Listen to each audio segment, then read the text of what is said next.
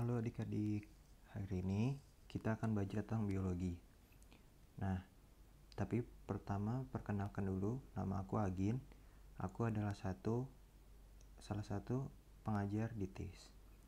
Dan langsung aja ya. Tapi pertama, aku mau nanya dulu nih kabar adik-adik gimana. Semoga sehat selalu dan jangan lupa selalu jaga kesehatan ya. Karena kalau sehat, kita juga akan gampang buat menerima pengetahuan. Nah, pertama-tama yang paling penting adalah catat dan apa yang kamu dengar dan juga lihat ya. Jangan cuma yang ada di presentasi ini, tapi yang aku bilang juga kamu harus catat. Karena ada beberapa konten yang tidak ada di gambar tapi nanti akan aku jelaskan. Nah, hari ini kita akan belajar tentang ciri khusus makhluk hidup dan juga pelestarian lingkungannya. Tapi pertama kita akan mulai dari ciri khusus dulu. Nah, kalau ciri umum kan kita sudah tahu seperti berkembang biak, lalu beradaptasi dengan lingkungannya, dan juga dan segala macam itu. Cuma untuk ciri khusus ini, ciri-ciri ini hanya dipunyai oleh beberapa hewan dan tumbuhan tertentu saja. Seperti yang pertama adalah cicak. Cicak memiliki lidah panjang dan lengket untuk menangkap serangga yang ada di rumah kita, misalnya nyamuk ataupun lalat. Lalu mereka juga mempunyai perekat di telapak kaki. Gunanya apa? Karena untuk merayap di dinding. Lalu ada juga autotomi atau memutuskan ekornya. Fungsinya ini adalah ketika mereka sedang dikejar predator ataupun ditangkap predator. Jadi predator akan teralihkan targetnya yang tadinya mengejar cicak malah mengejar ekornya, sehingga cicak itu lepas. Lalu selain cicak ada juga bunglon. Bunglon ini keren loh, dia bisa mengubah warna kulitnya menjadi serupa dengan warna lingkungannya. Misal coba lihat dinding di rumah kamu. Di dinding rumah aku warnanya abu-abu. Nah, misal si bunglon ini menempel di dinding aku, maka dia warna kulitnya akan menyerupai dinding aku, yaitu warna abu-abu. Sama juga seperti misal dia menempel di batang pohon seperti di gambar, berarti dia akan berubah warnanya menjadi coklat. Lalu ciri khusus selanjutnya ada kelelawar. Kelelawar ini yang istimewanya adalah dia bisa ekolokasi. Apa itu ekolokasi? Yaitu mendeteksi benda lewat bunyi. Jadi dia menggunakan sonar untuk memantulkan di misalnya tempat tinggal kelelawar adalah di gua. Karena di gua memiliki banyak jalan. Jadi sebenarnya kelelawar ini mereka tidak dapat melihat dengan sangat jauh, apalagi di malam hari. Maka dari itu kelelawar mempunyai sonar. Nanti sonar itu akan dipantulkan dan diterima ke kelelawar dia sendiri, sehingga nanti dia nanti jadi tahu di depan dia ada dinding atau tidak. Lalu unta memiliki punuk, yaitu suatu tempat untuk menyimpan cadangan energi. Cadangan energi ini berisi lemak yang dia bisa digunakan lagi kembali. Seperti kita misalnya kita makan banyak, tapi yang kita butuh hanya setengah apa yang kita makan. Nah, setengah yang kita makan itu menjadi lemak, yang nantinya besoknya ketika kita tidak mempunyai banyak makanan, ketika kita lapar, tubuh kita akan memproses lemak itu menjadi energi yang akan dipakai lagi.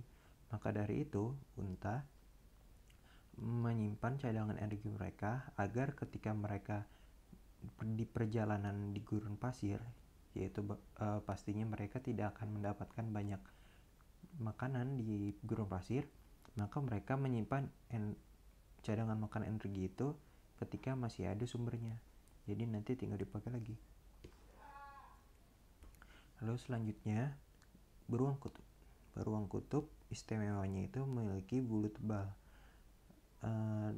yang dapat membantu mereka bertahan di udara dingin, yaitu di kutub selatan ataupun kutub utara, makanya disebut beruang kutub.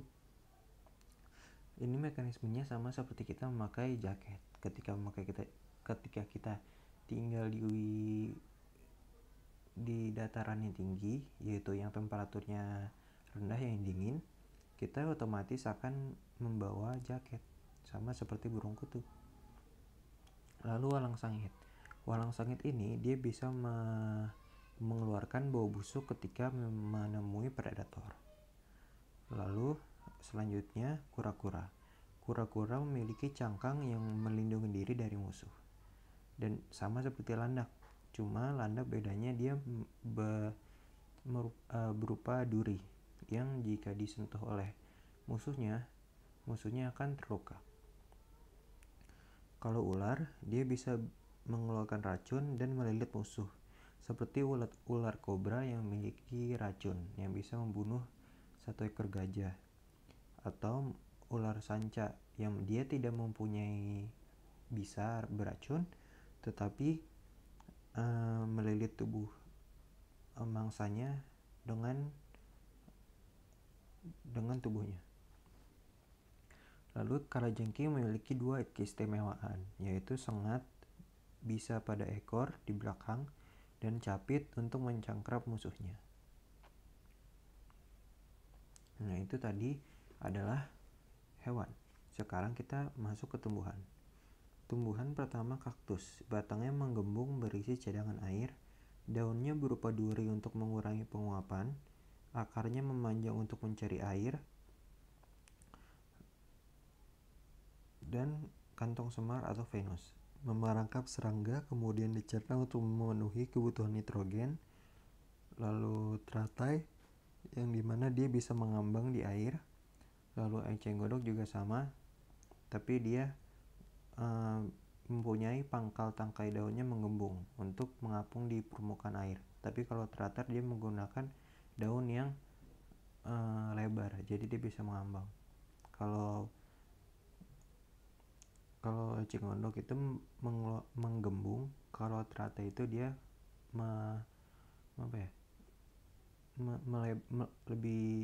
lebih melebar gitu.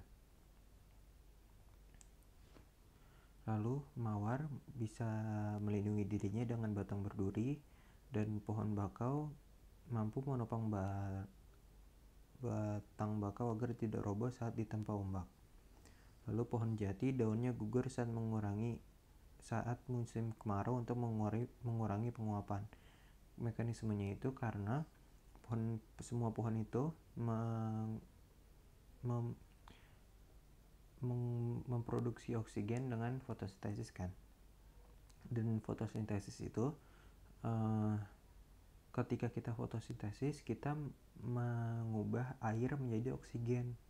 Nah, semakin banyak daun, maka oksigen yang terproduksi semakin banyak juga. Maka dari itu, dengan mengurangi fotosintesis, penguapan juga akan mengurang. Oleh karena itu, saat musim kemarau, di mana tidak ada air atau sedikit air, jadi diirit gitu fotosintesisnya. Maka dari itu daunnya harus dikurangi. Yang dalam hal ini digugurkan. Lalu Rafflesia arnoldi, dia bisa mengeluarkan bau busuk untuk menarik serangga. Nah, karena beberapa hewan ini yang seperti saya bilang khusus, mempunyai ciri khusus atau istimewa, manusia sering mengeksploitasinya, sering memburunya untuk mendapatkan ciri khusus yang istimewa tadi, seperti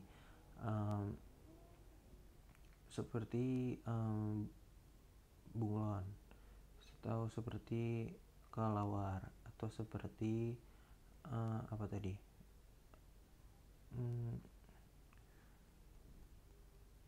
Seperti beruang kutub, seperti kura-kura, seperti kalajengking. Mereka itu memiliki masing-masing keistimewaannya. Nah, karena seringnya diburu itu, lama-lama populasi menjadi mengurang. Nah, tapi ada beberapa faktor penyebab kepunahan. Yang tadi itu yang manusia, tapi ada juga faktor alam.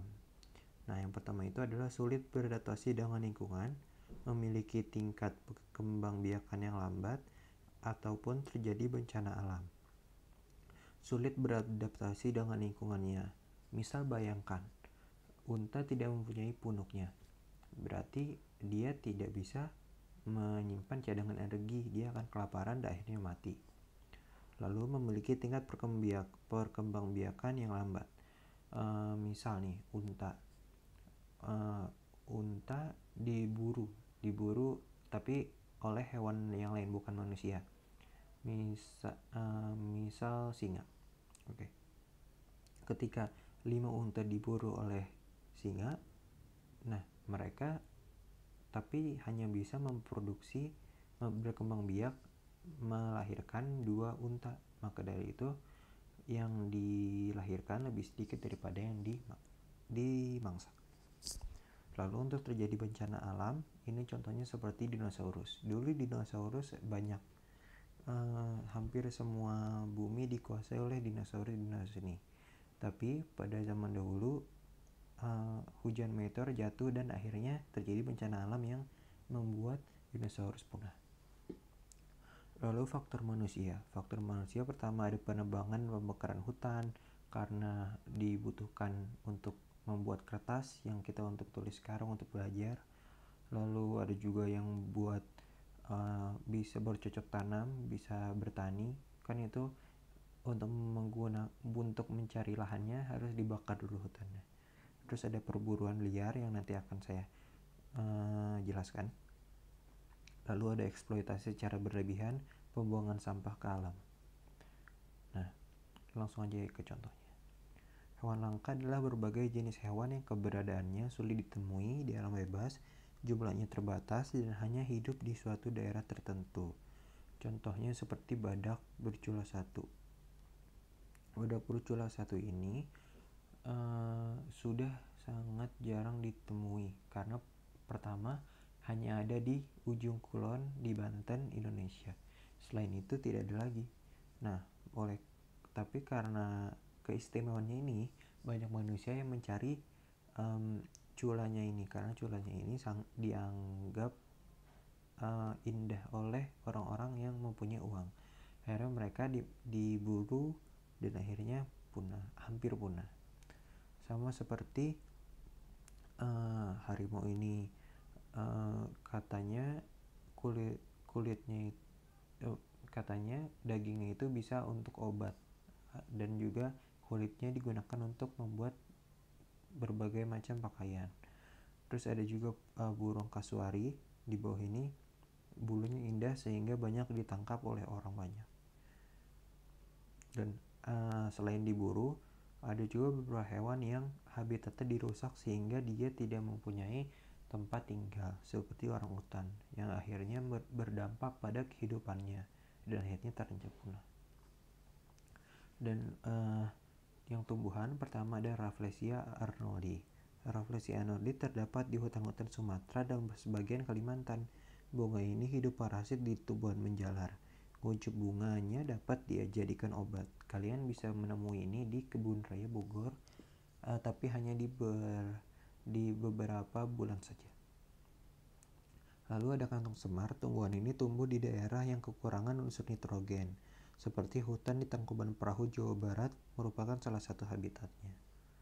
Lalu ada cendana. Banyak ditemukan di Nusa Tenggara Timur. Tumbuhan ini digunakan sebagai rempah-rempah dan pengharum. Maka dari itu jadi langka.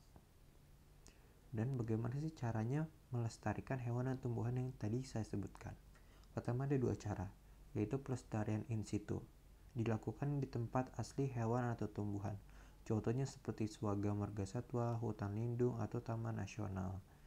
Jadi di sini di tempat asli hewannya, yang dimana misal di suatu hutan apa ya, hutan Linggarjati gitu. Nah, di hutan itu dibiarkan mereka hidup seperti normal, seperti pada lingkungan aslinya, tetapi tetap dijaga oleh orang-orang kita yang bertanggung jawab, yaitu manusia. Jadi hanya melindungi dari faktor manusia, tidak melindungi dari faktor alam. Nah, sementara pelestarian X itu dilakukan di luar tempat tinggal aslinya, kebalikan dari in situ. Contohnya seperti kebun botani, taman safari, kebun binatang, dan penangkaran. Seperti kebun binatang Ragunan itu merupakan in situ karena itu bukan hanya melindungi dari faktor manusia, tetapi juga faktor alam. Contohnya seperti misal di kebun binatang Ragunan kan tidak dilindungi singa dan badak atau jerapah, tidak dijadikan dalam suatu tempat. Padahal itu aslinya di lingkungan aslinya tidak dilindungi, tapi di kebun binatang dilindungi. Nah, ini ada beberapa latihan soal. Itu saja pembahasan hari ini tentang ciri khusus dan juga lingkungan serta pelestariannya. Selamat mengerjakan. Jadi terima kasih karena sudah mendengarkan. Semoga